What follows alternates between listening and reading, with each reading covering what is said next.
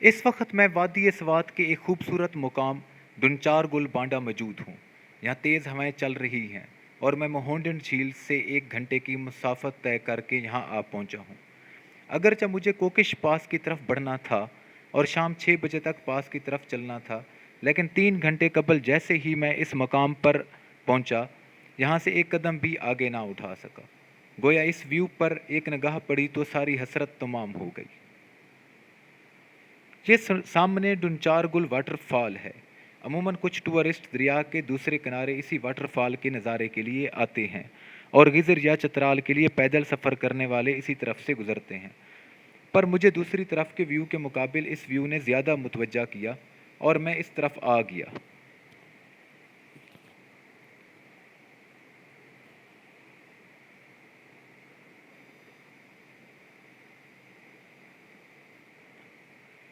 یہ ہے میرا ٹینٹ جو ایک خوبصورت مقام پر موجود ہے اور کسی 7 اسٹار ہوٹل سے کم نہیں، کیونکہ 7 اسٹار ہوٹل بھی یہ منظر مجھے پرووائڈ نہیں کر سکتا. چاروں طرف کا منظر بہت ہی دلکش ہے اور یہاں ہر چیز اپنی اصل حالت میں موجود ہے. یہی وجہ ہے کہ تیز ہوائیں ہونے کے باوجود بھی میں نے اس مقام کا انتخاب کیا ہے.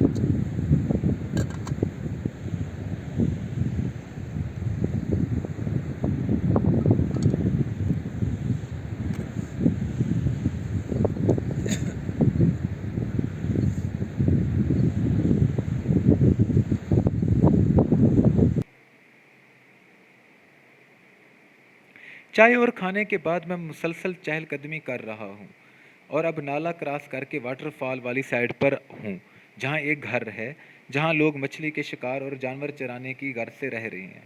یہ گھوڑے بھی انہی کے ہوں گے. میرا خیال تھا کہ شاید ان سے گپ شپ ہو جائے، پر اس وقت یہاں کوئی نہیں ہے، لہٰذا میں اپنی کیمپ سائٹ کی طرف واپس جاؤں گا.